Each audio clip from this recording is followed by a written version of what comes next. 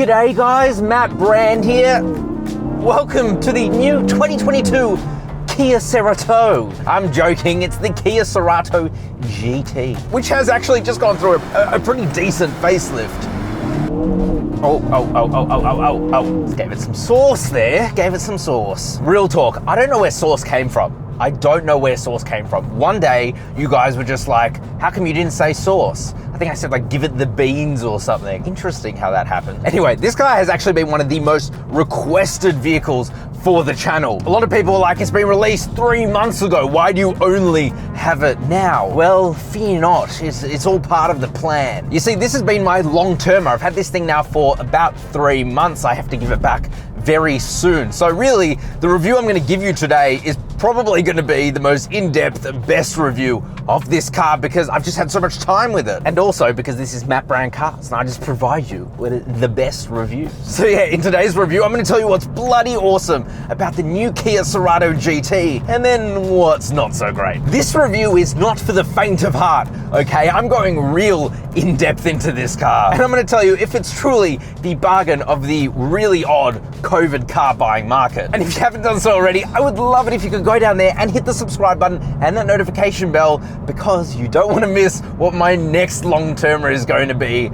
It's a channel favorite to be confirmed, but it's going to be very good. Now the Cerato GT of course gets the 1.6 litre turbo petrol 4-cylinder engine. It's tried and true by the Kia Hyundai group. You know, we've seen it in the absolute failure, that was the Hyundai Kona N-Line, all the way through to the i30 N-Line, which was a really, really good car and is the exact same car as this under the surface. And power has not been changed for this model. We have 150 kilowatt of power, 265 Newton meters of torque. And this car proves that that is just all you need. You know, it might not sound like a lot, but if we put our foot down, it's pretty hot hatch levels of performance. And what better way to show that than doing some launch control. The 0 to 100 or 0 to 62 miles per hour is... Oh. Well, it's around about 6.7 seconds. That's actually quite fast. In fact, I would go so far as to say that that's baby hot hatch levels, slightly above warm hatch. Oh, we gotta give it some twisty sauce here. Excuse me for a second. Come on. Oh, open diffs. Bit of torque steer there. Bit of understeer, but we got through it, more than got through it. This thing is an extremely capable little, I don't even want to call it a warm hatch. I'm just going to call it a hot hatch. It's an extremely capable little hot hatch.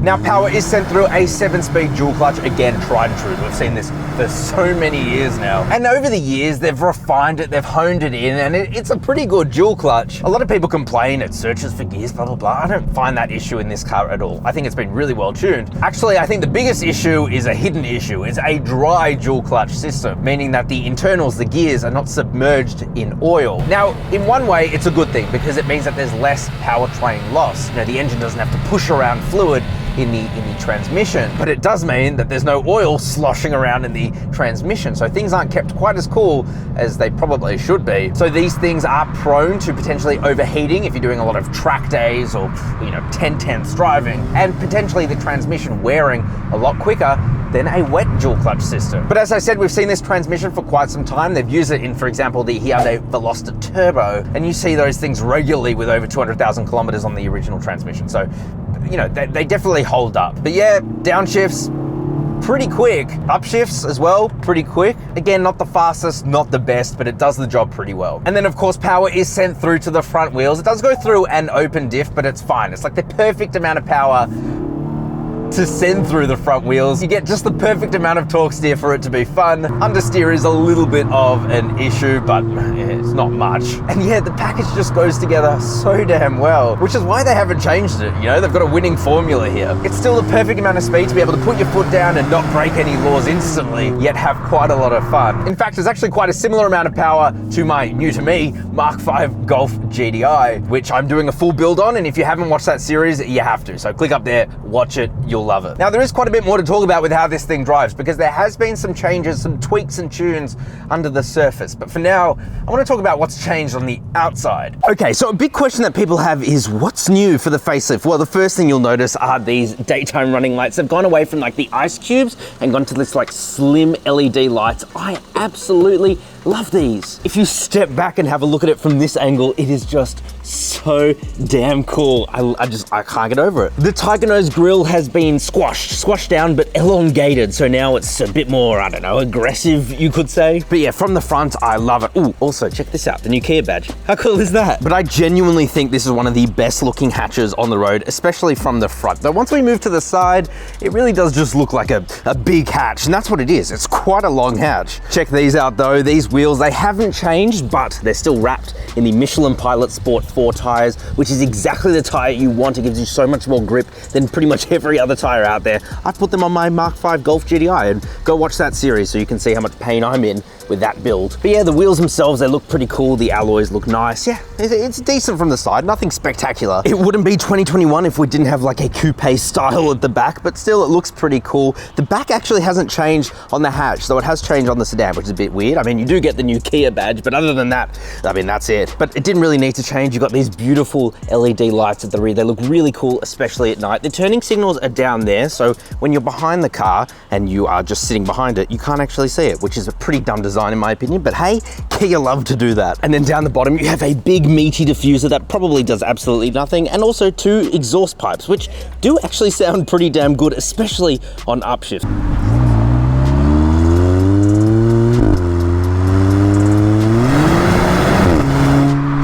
Oh, and actually, before I forget, let's have a look into the boot, where you get absolutely an enormous amount of space. This is class leading. The amount of room you get in here is absolutely nuts. Of course, we have the little cargo cover up here, but wow, I'm so impressed. For you bass heads out there, you'll love this. You get 2 subwoofers in the boot too, which is a pretty nice touch. But yeah, I love this thing. I think it's so cool. Let's move back onto the interior. Okay, so back to the interior now, and let's talk about what's new for the facelift. The first thing that you notice, you just can't miss it, is the 10.25-inch infotainment display. This thing is just the best in class. It is incredibly responsive, smartphone levels of responsive. The color accuracy is really, really good, and it's super sharp, high definition. And it's not just a pretty face, it also is extremely functional. I'm talking digital radio, navigation, Android Auto and Apple CarPlay. Although Android Auto and Apple CarPlay are not wireless. Even though this system has all the hardware to enable wireless Apple CarPlay and Android Auto, it is not enabled because Kia, Hyundai, Genesis are still having a fight with either Google or Apple, they're not saying, about who gets to put their maps on this display. It's so dumb. The only dumb thing really about this infotainment display is that the buttons are touch capacitive. Not the biggest issue. They are on gloss black plastic as well. However, it doesn't really mark, so that's good. They've chosen a decent black plastic material. What else is new? Well, they've re-optioned the ventilated seats. So, you know, it pipes in the air conditioning through to the seats. They took it away for like 1 model year and then they gave it back to you. So rip if you have a 2021 Cerato GT. What's also new is this sunroof. Look. You get a sunroof, and that is a really nice thing to have. I think a sunroof is so necessary on a hot hatch, because on nice summer days, there's nothing better than opening all the windows and having the breeze in your face hole. And otherwise, that's it. I mean, they're pretty nice additions. Nothing completely necessary, but just a few more, you know, nice things to live with. Generally speaking, though, I really like the interior of the Cerato GT. Yeah, it's full of black plastics, and they're not the softest touch black plastic material out there, and that does matter because it does help to soak up some of the road noise, but it's still actually really nice. And you've got some neat design touches, like I like the little air vents. They feel nice to twirl in the hands. You've got a nice little chrome strip that runs across the interior, and it's plenty practical in here too. A couple of cup holders in the center. You got a little storage area next to those cup holders too. Pretty decent sized door bins. The center armrest is, well, it's kind of a harder material, but at least you can slide it back and forward so you can get your arm into a a comfortable position. Yep, that's got a decent amount of storage within there too, and so does the glove box. You also get a storage area in front of the gear selector, and above that is a wireless charging tray, which is a really nice addition. You also get a 12-volt socket and 2 USB ports up there, so plenty of ways to charge devices. It's definitely not going to win any awards for most beautiful design or nicest feeling interior, but I think for a budget hot hatch, which is what this thing really is, it does pretty well. Honestly, my favorite thing about the Kia Cerato is that it truly is just a jack of all trades. It's a practical family car. It's a, well, let me give it some sauce and I'll show you.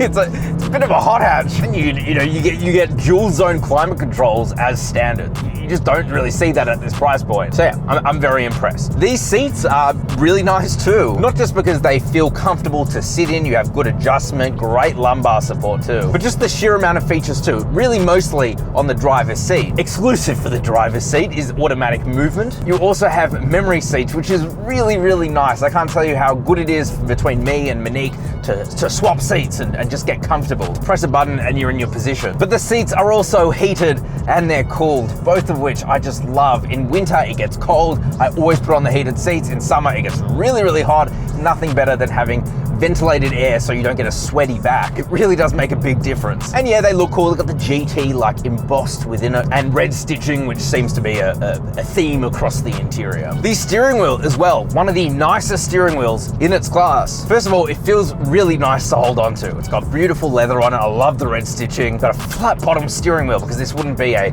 sports car if it wasn't D-shaped. GT badge down the bottom there too. You have the new Kia logo. I really like the new Kia logo. What do you guys think? And then buttons galore, but they're functional because you can control absolutely everything from the steering wheel. You really don't need to take your hands off of it like at all. It also controls your adaptive cruise control and lane centering assist, which is just awesome in this thing. Pretty sure the lane centering assist is new for this model. Before it just had like a lane keep assist, but it really does just follow the car in front of you and it's like it drives itself on a highway. It's such a nice feature to have. Again, jack of all trades, really good daily driver. You also get paddle shifters, which feel pretty nice. They're plastic, meant to look like metal, but they feel okay. Probably the biggest letdown of the interior, if you can even call it that, is the instrument cluster. It's analog, it's old, but I don't really care if I'm being totally honest. On the left-hand side, you have a big bright tachometer. On the right-hand side, you have a nice big bright speedometer. In the center, you have a screen that's functional enough, has enough menus within it, not the latest and greatest that you'll find in cars, but it's still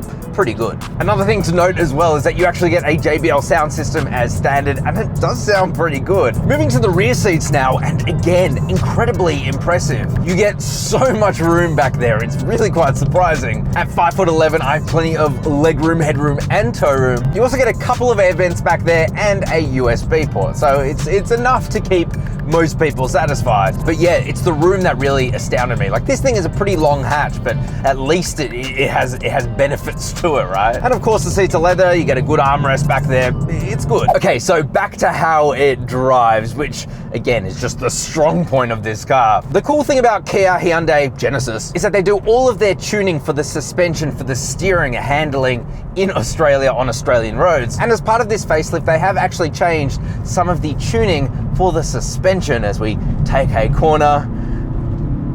So much fun. And so while yes, the ride quality of this thing is not the greatest because the car is quite stiff, you know, you turn a corner so it eliminates body roll, but as a result, when you're just driving down the road, you know, your boobies are jiggling if you're of my stature. I really degrade myself on this channel, don't I? But you know, when you do turn a corner, you can have so much fun. It really does just handle so damn well. You can hear the downshift of the exhaust. So yeah, really the biggest issue with this car is that when you are just driving it around town normally and not having fun like me right now, the car can feel quite stiff, especially over bumps. It's not the most comfortable, is what I'm trying to say, but it does handle so damn well. A lot of understeer. One thing you notice immediately driving this thing is the steering. It is very heavy. I really like that. To me, it helps the car feel sportier than it probably is. Of course, it is all electronically controlled, and when you change between the different driving modes, normal, eco, sport, and smart. Smart is like changes between normal, sport, and eco. You know, we put it into normal, and this thing, it slackens off the steering just a little bit, still very heavy. The throttle response kind of sits back, and even though I'm jiggling around because we don't have the adaptive dampers, you can't get them on this car, of course. You know, honestly, it just changes, becomes a totally different beast. Again, it just becomes a perfect daily driver. I'm unfortunately stuck behind some slow pokes, so can't really put the car into sport and get much out of it. Let's test out eco mode while we're going slowly. Yeah, much slower to respond. The dual clutch is just like asleep. Okay, let's put it back into sport now. And so really, if I had to sum up my experience of driving this thing over the last 3 months, it's just been a lot of fun. Yeah, I can't help myself. Let's go give it some sauce. The dual clutch farts, so much fun. A few other things to note as well. Road noise, it's a little bit louder in here than most other cars. The way that Kia can save a bit of money is to reduce things like sound deadening. Really not the biggest issue, but I have noticed it getting in and out of some other cars, even cheap cars like the Mitsubishi Outlander. You know, this thing definitely does have more road noise to it. Fuel economy has been great, 8.5 liters per 100 kilometers. That's surprisingly good, especially because I've been driving this thing mostly around town because of, you know, lockdown number 6 or something in Victoria. And a really great addition that lets you know that Kia actually cares is that they give you Michelin Pilot Sport 4 tires, which are super grippy. It's exactly what I put on my Golf GTI because they are, frankly, they're like the best tire for this car and really any hot hatch. And so yeah, you really do just have grip for days. I have so much confidence driving this thing around. So much understeer, it's hilarious. That's what happens when you have open diffs, that's what happens. So after 3 months, what are my final thoughts? What's my verdict? Well, I think the Cerato GT is genuinely a bargain in today's market. For 37 grand or so, you're getting a car that is better equipped than most BMW's 3 times the price. You get a car that handles, drives really well. This has very similar performance to my Mark V GDI, which is so much fun to drive, and yeah, that has a stage 1 tune on it. And as we turn this corner here, let's see how we go. Just pulled me out of the bend. It's so good. Really, the biggest negatives to it are that there is quite a bit of road noise and that the ride is quite firm. Oh, something I didn't mention as well is that the seat, you sit quite high up, is not the greatest. It feels more like an SUV than it does a little hatch. But it's very easy to get over those. If that's my biggest complaints of this car, I think you're doing pretty well. So yes, the Kia Cerato GT, after 3 months, I can definitely say it's worth it, 100%. Not even to mention that it comes with a 7-year unlimited kilometer warranty. Awesome. What do you guys think of the Kia Cerato GT? Go down to the comment section just below that like button. Let me know your thoughts. Subscribe to the channel as well. I would love to have you guys around and I release awesome car reviews like this. Click over there to watch my GTI build series. I highly recommend it. Thank you guys very much for watching and I'll see you next week.